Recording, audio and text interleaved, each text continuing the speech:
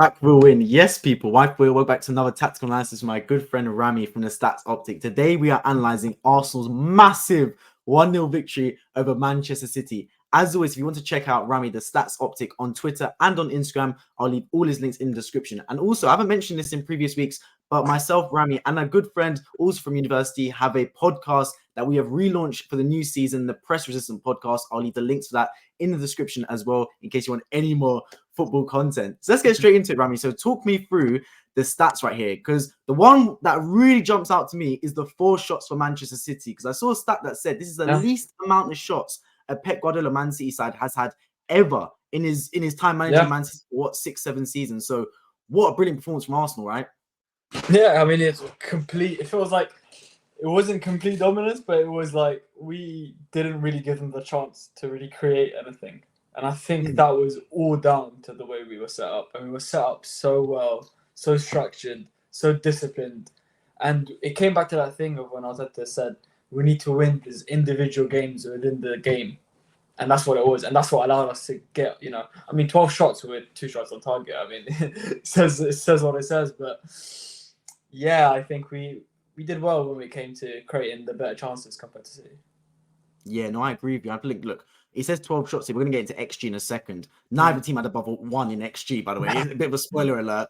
So I think this game was actually one of those where you win ugly. And to be honest, it surprised me because I thought, look, to beat Man City, you probably do have to win ugly. I think a lot of teams recognize that. And what it took was a little bit of quality or a bit of a mistake. Yeah. And I think it was a mixture of the two, really. And if you sat there and you analyze Man City's team and Arsenal's team, many would say, oh, the quality is going to come from Man City. They've got the likes of Alvarez, the Haalands, etc. But really, it came from a bit of quality from Arsenal that won that football game. So I'm really delighted that we're able to win in both facets. Because the last time I remember Arsenal beating Man City was, I'm sure you remember as well, the 2-0 victory when Santi Cazorla won an absolute mad one. In my opinion, his best performance in an Arsenal shirt. That was a very ugly win as well. We had much less possession that day, but we were really smart in the way we counter-attacked them. And very similar again today. But I think we learned our lesson because last season at home, we went a little bit too gung-ho with them. We were a little bit too punch for punch with them, pound for pound. Whereas there, I think when the game was played on Sunday, we were very smart. We didn't quite go in there and think, you know what, we're going to lay on glove on them, end-to-end stuff. We said, look, let's relax the game down. Let's keep it tight at the back, defend first, and then try and get something on the counter-attack. And it worked to perfection. And look, 49% possession. I think the second half was much better than Arsenal. Do you agree? Exactly. Yeah, 100%. I think we had good controlled spells of good possession, even when we were 1-0 up. We had control over the game. I think we came out much better in the second half than the first. Yeah, 100% agree with that one. So let's move on to the attacking sides for Arsenal. So Arsenal, very unbalanced. 59% of attacks coming down the right-hand side. Similar for Man City as well, 41% from their right. Now, this is the thing for Arsenal, right? You've got Trossard in the team at left wing, who's a more natural winger than Gabriel Jesus. However, Arsenal looked like they were attacking more down Jesus' side. Now, the reason for this, I think, is a little bit skewed. In that first half, I want to say first 25 minutes, I can't really remember us leaving our half. It got to a point where we were just playing long. Man City were going man to man in the press, and we just couldn't quite get out of it. Raya was having a little bit of a shaky spell. He picked up massively in the second half, so big up him for that because it could have gone a little bit pear-shaped in that first half. So what he ended up doing was kicking it long to Gabriel Jesus, who was trying to hold off Guardiola. So that's where a lot of our attacks developed from. So I think, to be honest with you guys, right, I think that was mainly the reason a lot of our attacks came down the right-hand side. I don't think it was free-flowing stuff by any stretch of imagination. I think it was just a case of kick it long to Jesus and hope for some knockdowns. I mean, I think the right-hand side really came down. It also came down to our pressing shape. We wanted to press City down the right-hand side. And a lot of the time in the first half, City were able to escape. I think that's why Jorginho got the yellow card when he pulled Foden down, is from that right-hand side. And what happened was we tried to numerically advantage them in build-up. So when City wanted to build up, they would build up with 4, and we would counter with 5 people pressing. So we would try to have a numerical advantage on the right-hand side. And at times they would get out, and then that's what happened with the Jorginho yellow card, or they would then overload and switch to the right-hand side and try and get one-on-ones via Zinchenko. But yeah, I think a lot of our attacks, especially in the first half, were better in the right-hand side. In the left-hand side, we didn't see much threat. But that was mainly because of just how high City were pressing us, and it didn't allow us enough space to play. But I think the adjustment in tactics in the second half gave us more freedom to play on each side, and especially when Martinelli came on. Yeah, that's an interesting point you made as well. Why do you think that we targeted Man City with the press on their left-hand side rather than their right-hand side? Is it just you think Vardiol's less competent on the football than Kyle Walker maybe? What do you think it was for the reason Arsenal did that? Yeah, I think it might be to do with maybe. I mean, look, Guardiola's great. I did a piece in the summer when he first moved to City that he amazing with the ball. He's so comfortable, so like adjusted. But when you can create like a numerical advantage, Kyle Walker is harder to break down than Guardiola 1v1. So our qualities were better suited to take Guardiola. It's almost as if it was an option. Like, who would you rather pick? And our strengths were the right-hand side was stronger than our left-hand side, especially if it meant on the counter, who are we, like, you know, who do we want to come up against? You want to come 1v1 against Zinchenko, or do you want to come up 1v1 against Saliba and Ben White on that side? That's a good point. So, yeah, that's a very good point. So, even if they got out the press, they were attacking Ben White and Saliba rather than attacking Gabriel and Zinchenko. So, it gave us a bit more assurance in defense. Yeah, very good point, that. Okay, so moving on to the heat maps for both teams. So I guess that's kind of showcased here of Arsenal with a lot of the pressure coming in that middle third right-hand side. Whereas for Man City, a lot of the pressure similarly on that right-hand side as well, but a bit more balanced in that respect. But also look at this from Man City, right? Not a single part of the heat map that's any colour other than blue is in Arsenal's penalty box. Yeah. I can't literally remember the last time I've seen Man City be so ineffective going forward. Yeah, like, we nullified everything basically. Like they had no attacking threat. They had 2 shots to the start of the game, which we will analyze. I'm sure at some point with the Ake chance, and then the chance where Rice played offline from Guardiola. Other than that, did they do anything? Did they really go forward? No, I don't. I think we were set up so well that we, aside from those chances, there wasn't any like threatening chances.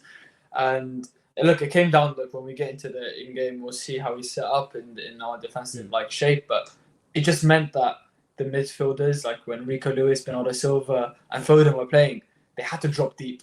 So they weren't able to play in between the lines because we were so compact in the middle third that they couldn't come in and collect the ball in the half turn in the middle space and play wide. So we didn't allow them to give them that option. So yeah, I think we nullified the ability to create quite well. And Haaland himself, I mean, yeah, he couldn't. Him and Mikel Antonio going bar for bar with their first touches. So. Yeah, and I think two things. Look, I'm not one to question Pep Guardiola and his tactics by any stretch of imagination. That man knows an awful lot more than me. But there was 2 things I think he missed a trick with here. First, the direct ball to Haaland. I remember last time Arsenal played Man City at the Emirates, they won 3-1. Man City went long, and that's not something you see from Man City. But with Haaland, they've got that as a feature. There was at one point in the game where they went long and he won a knockdown, and it came off the back of that. I believe it was Alvarez that shot over the bar, won their few shots in the game.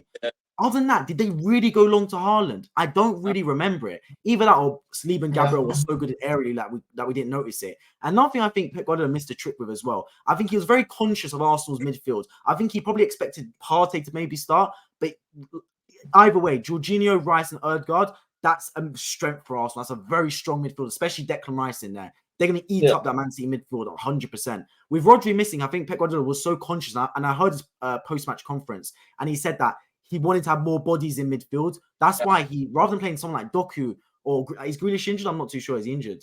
Yeah, I think he has a partial injury. Yeah, but either way, like Doku didn't start either. He played Foden and Bernardo Silva in with Alvarez, Rico Lewis, and Kovacic in there. It was all 2 ball to feet, as you were saying. There was no one really willing to take someone on. It was only when Doku came on the pitch that you saw Man City actually trying to stretch the game and play a bit more out wide.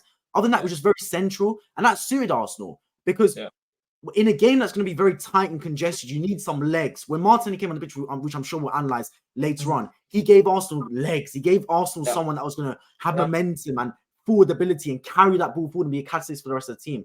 Man City didn't have that. Man City didn't have someone that would pick up the ball and run with it. And if it would be anyone, it'd be Bernardo Silva. But he was playing more of a deeper role where it wasn't really allowing him to do that. So I think Pep Guardiola missed a trick here today, to be honest with you guys. So look, I mean, I'm not complaining one bit, to be honest with it. So moving on to the XG. So as you can see, I mean, if you look at this, you look like Arsenal peppered their goal. But interestingly, Arsenal's XG is 0.39 in comparison to Man City's, which is 0.48, with Arsenal shots in orange and Man City shots in blue. So talk us through the chance you're seeing here, Rami, for both teams. Yeah, look, I think it was much harder for us to create good chances. So it really came off the bat. Look, like they have 4 great defenders at the back, 4 really strong, aerially comfortable on both sides. So it was really tough for us to really create any chances. And it really came in the second half where we were able to just stretch the game out, become more man-to-man, and it was more quality dictates the type of chances that we create. But yeah, I mean, we had I remember Odegaard a few shots where I don't think he should have taken the shot, but off the chances like that, off a corner or off, a counter-attack, we had a fair good amount of good chances. But at the end of the day, it was the chance of Martinelli that really, got us the goal. Yeah, no, I'd agree with that 100%. I can't sit there. For example, if that game finished 0-0, I wouldn't have sat there and gone, oh my days, like we missed an glaring chance to win that game. It's not like against Tottenham where we analysed and we said it finished 2-2. But Nketiah missed a really good chance. Yeah. You know what I mean? Like that, you know what I mean? Where Saka, I think, missed a really good chance, something like that. You're sitting there thinking, how have they not scored it? Whereas against Man City, if it finished 0-0, I couldn't sit here and complain and go, oh, this player missed a glaring opportunity. You mentioned the Nketiah one. I think he should have done better there, but even that's not an easy chance whatsoever. The goal literally came from a moment of magic, plus a stroke of just pure luck from up above, really. Yeah, I think even Jesus had a few chances as well, but it wasn't anything clear cut. Yeah, you're right. Because he had a few chances when he went to the edge of the box. And it just his final ball wasn't quite right. It crossed the goal where Rice was in a good position. Let's talk about the average positions for Arsenal here. So as you can see, Man City, first of all, very congested in that midfield. Goes to show what a battle it was, and goes to show Pep Guardiola, I guess he wanted to really look up that midfield. Look at that, man. Like, you've got the middle third of the pitch. Every single player, bar the goalkeeper, is in that middle third practically. Yeah. With their deepest player, number 6, who is that Ake, number 6? I think that's yes. Because I think Ruben Diaz is 3, right? Number 3. Then it's Ake, yeah. Then you're right, yeah. It's Ake. I mean, I could double check, but I'm pretty sure. Either way, one of their centre backs is deepest. But other than that, all along that strip, whereas Arsenal is a bit more of a stretched game. You see Jesus and Odegaard basically holding hands there. And Nketiah was very isolated, his position. I think that's a fair reflection of the game. I was very harsh when I analysed Eddie Nketiah in my match reaction. I said he was basically, might as well gone to pure gym and done 90 minutes on the treadmill because it was a pure cardio performance for him, to be honest. But one thing I will say, this is just not the right game for Eddie Nketiah. I think Mikel Arteta, I saw many people on Arsenal Fan TV and other outlets say Mikel Arteta got it spot on. Look, I'm not gonna say Mikel Arteta didn't have a good performance, especially in terms of his substitutions. But the one thing I would say is I would have gone with Havertz from the start for this game. Once Saka was out injured, I would have gone for Jesus down the middle if Saka was fit. But once Saka's out injured, you have to play Havertz in this game because Eddie Nketiah, in a game where it was Man City were pressing really high and doing really well to block us off man for man, you needed an outball. And Eddie Nketiah just did not have the strength to be an outball for us. Every time the ball went up front to Nketiah, it comes straight back the other direction. And he felt very isolated. So it's a bit of a knock on Nketiah because obviously he hasn't got the frame. And I don't believe he has the ability to be the man to lead the line for Arsenal. But at the same time, you feel for him because it just wasn't his type of game. Yeah, no, I think he was put in a tough position. It was something that he couldn't really hold the play up. We tried to go, Rice had to go long with the balls in the first half, and I don't think he was able to really physically take on or hold off any defenders of that sort of City. So, yeah, I don't think it was his game. I think it was a Havertz game. And even when he came on, he controlled the ball amazingly from Raya's long balls, even when we were 1-0 up. So, yeah, I think it's going to have to be interesting what we do with Nketiah in the future. I agree. And another point I want to make here is when you saw that lineup, we saw Jorginho, Rice, and Odegaard in midfield. So we assumed Jorginho would be at the base and Rice will play more of that Xhaka box-to-box position. But if you look at the average position here, Rice is actually deeper than Jorginho. Now, was that just... Obviously, it's a very slim distance between each other, practically negligible. Do you think that was tactical? Because Arteta sat there and said, you know what, I'd rather Rice actually protect that back four than Jorginho at times.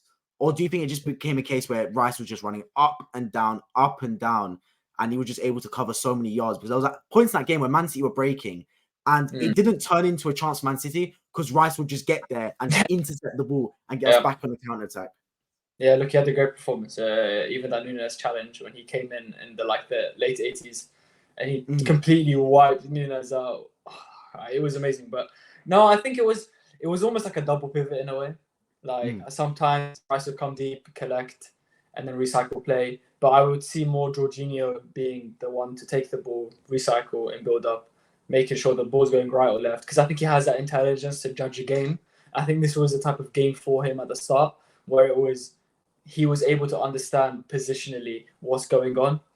And I think Rice was merely to draw out space for Jorginho to collect the ball and move into that space, because someone like Rice is going to get marked all game, and you have to understand there were moments in the second half where Rice would have to come deep to allow Partey to go forward, or to even just like off the ball movements just to create space in the midfield for us to just drive towards City's goal or City's half.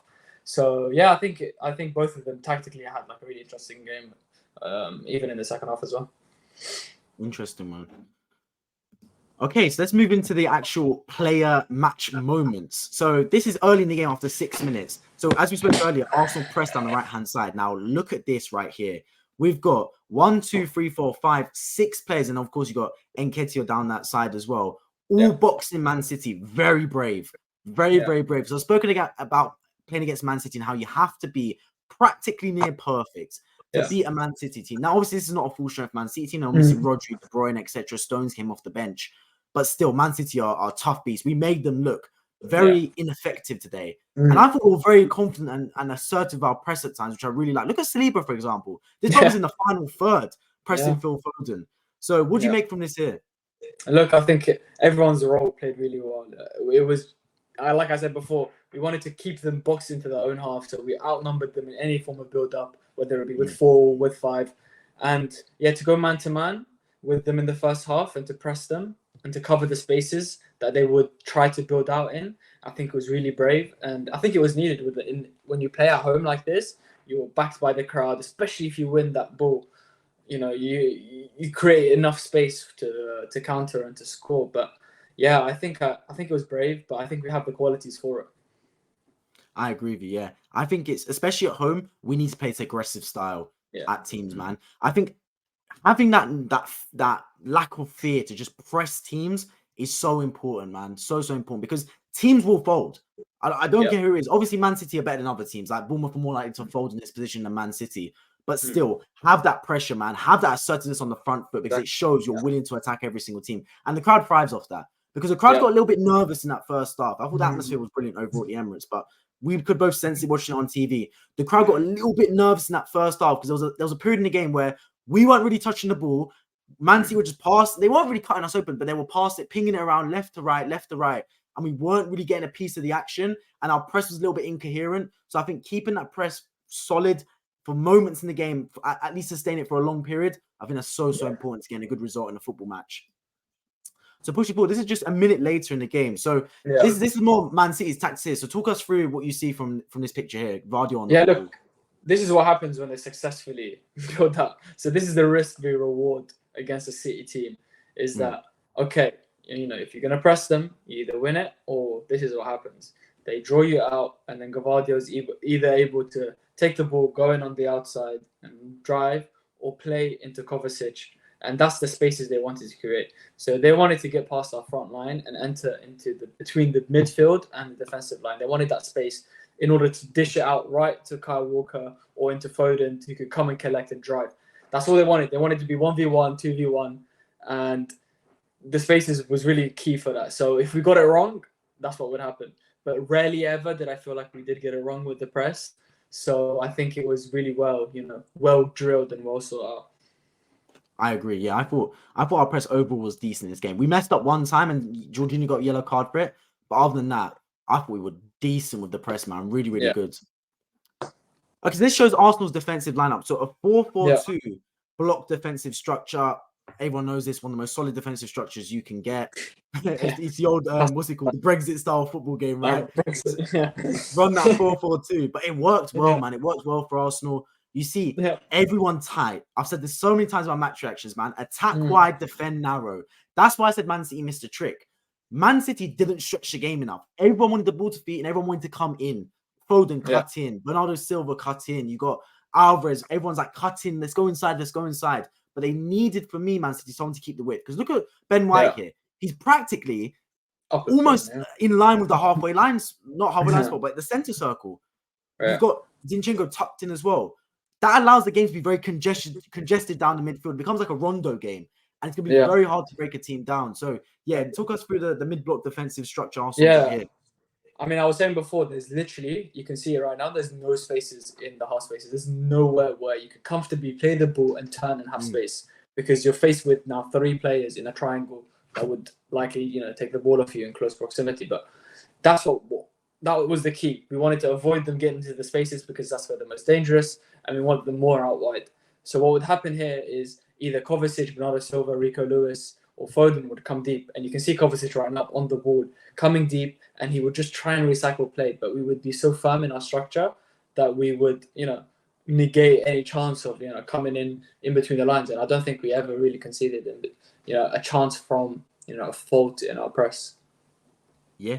And I think another point off the back of that is, right, we haven't spoken about the referee in this tactical analysis, but over the times that Kovacic dived in, he dived in at a point where Arsenal were the ones that either received the ball with Declan Rice or Ødegaard nipping in and getting the football. Yeah. And Kovacic, who's an experienced player, by the way, like I know he lost his head to an extent on Sunday, but this is an experienced player, doesn't normally do that. So he's not used to that sort of pressure and such little time on the football, where Kovacic basically should have got sent off and got away with daylight robbery there, to be honest with you. So that shows once again that when you suffocate, when you press high, even the most experienced players can lose their head and start diving into challenges, thinking that they're going to get a ball that isn't just there for them.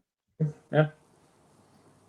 Okay, so progressing forward, this is the second half, quite late in the game, actually, 71st minute. So still Arsenal going, pressing, man for man, ready to get that ball in. So talk us through, look how high Declan Rice is, by the way. So talk us through here what we're seeing. Look, I think when we came out in the second half, we really changed our position. We really wanted to go man for man. So that's why I say the game was almost played like 2 separate games. You had the first half where we tried to, press them down the right-hand side and try to win them numerically. Second half, we came out man to man. Anytime they had the ball, everyone was uptight, close, and we tried to win the game off quality. And that's what won the game eventually, was a quality move. So, I think it was a very brave press.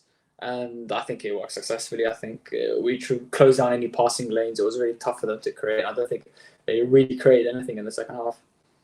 Yeah, I agree with you. And I agree with that point as well. It was like 2 separate games, genuinely. Because that first half, it felt like they were, if it was like a boxing fight, it felt like the first 7 rounds of the fights were just feeling each other out, not really landing any punches.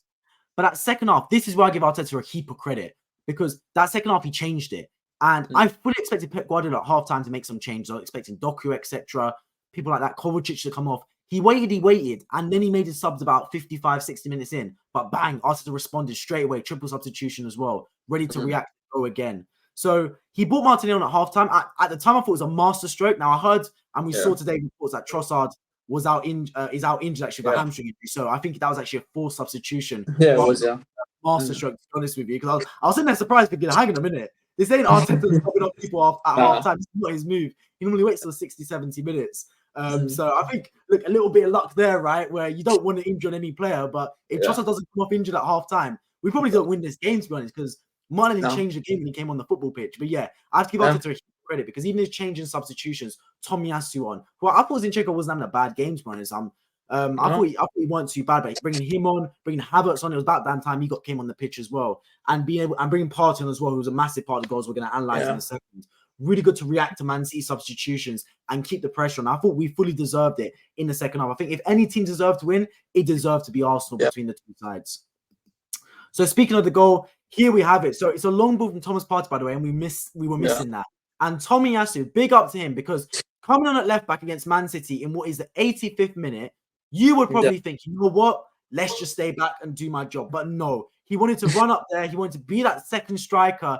And Man City didn't know what to do, because the least person they would expect to run up there would be Tomiyasu, wins the knockdown. And Havertz, I have to give Havertz a heap of credit here, because Havertz, I was fully expecting him to turn and try and go for glory and swivel and probably hit it into the stands like Zinchenko did 10 minutes earlier. But no, he was patient, bought his time, and laid off Martinelli fantastically. What do you make of this chance here and the overall build-up? And who do you want to highlight as the main key to this goal?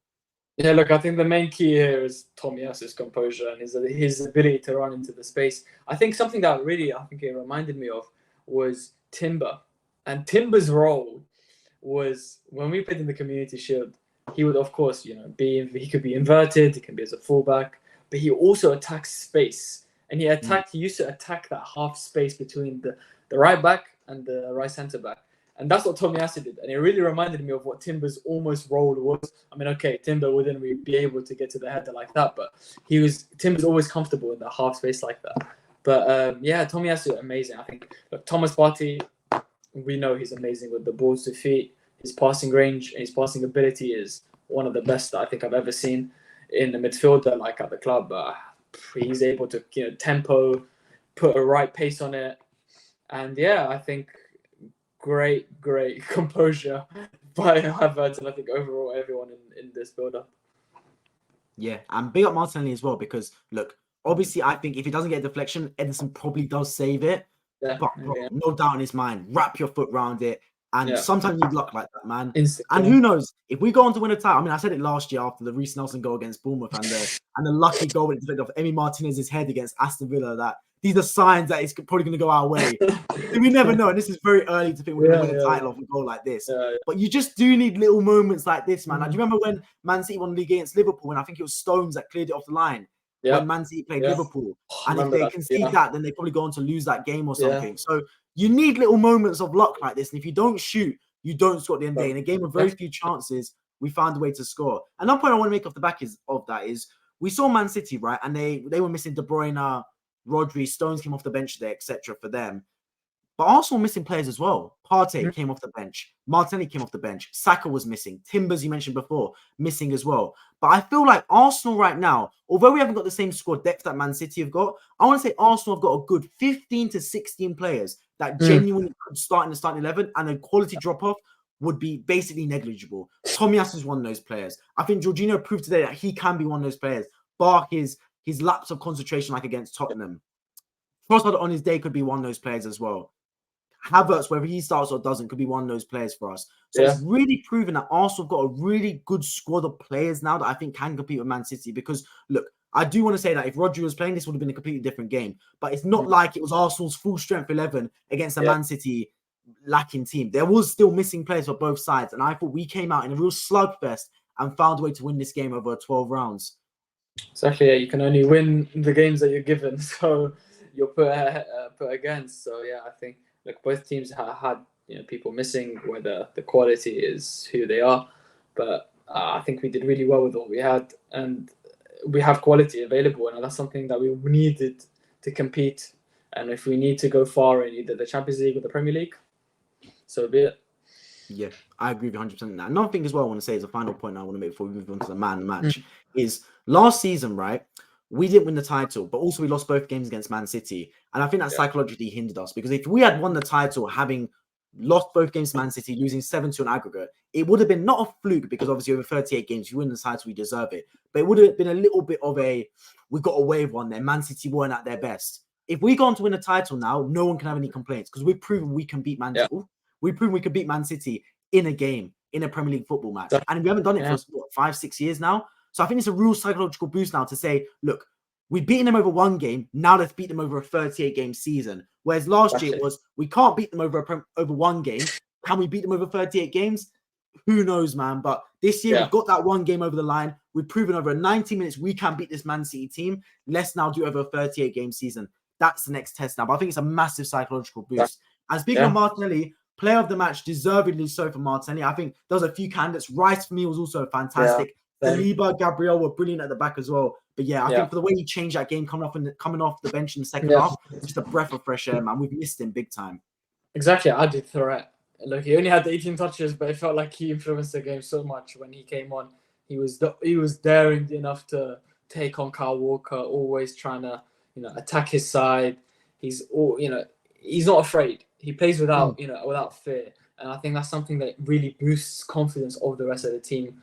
When you win a challenge or you get beat your man, someone like Martinelli is that type of effect player, and he did that, and that's what you pay the big bucks for. You give him a big contract and he turns up. Yeah, I agree with you. And look, I've said plenty of times on this channel, my favorite position on the football pitch is the wingers. I love to watch wingers play, and Gabriel Martinelli epitomizes everything I love about a winger in football. Look, he's young, and I actually use that in this case as an advantage, because in a game like this, many of the experienced players, Gary Neville in commentary was saying it for himself as an experienced pro, right? You play for a 0-0. No one really wants to make a mistake in this stage of the game. No one wants to be the reason you lose the football match. Whereas Martinelli was like, you know what? I'm young, maybe a little bit naive. Give me the ball. I'm gonna just run at people, and that makes some things happen, because when you're passing it left and right, teams they like defending against passes. You just shift. When someone runs at you, you're forced to make a decision. Do you commit and try and win the ball, or do you back off? Either way, you're forced to make a decision. And Martinelli saw Kyle Walker and didn't think, you know what, I'm going to pass it backwards or pass it inside. He said, yeah, I'll take some of that. Let me take on Kyle Walker. And from the first 5 minutes of Martinelli getting on the football, he was ready and he was running and attacking. And it came off the back of a really good chance for him, where obviously it was a tight angle, but he forced a good save from Edison. And as soon as I saw that, I said, yeah, we've got a good chance this game now, because Martinelli will inject something into this game. He will inject something into the pace, and it was like a FIFA attribute card, right? He came on the pitch and suddenly everyone's confidence went up, everyone's attributes went up. Suddenly it was like a breath of fresh air around the whole football club. So yeah, I think Martinelli, not only his performance was fantastic, he lifted everyone else in the team as well, because it was a really good second half overall. So yeah, that brings it to the end of our tactical analysis today. Arsenal beating Man City at long last 1-0. If you did enjoy, please make sure to subscribe down below. More to 5,000 subscribers. Check out Rami, the Stats Optic. His Twitter and Instagram will be left in the description. He does player analysis of a lot of football, including Premier League matches, their stats, their XG, etc. Individual players is really good, especially because you can see how each player performs on the football pitch as well. And as I mentioned before, check out our podcast. I'm going to leave a link to it in the description as well. We're doing a lot of short form content. So if you like that bite-sized football content, make sure to check it out. I've been White Football. I've been joined with Rami, and we appreciate you guys all for tuning in, and hope to catch you all in our next one. Take care.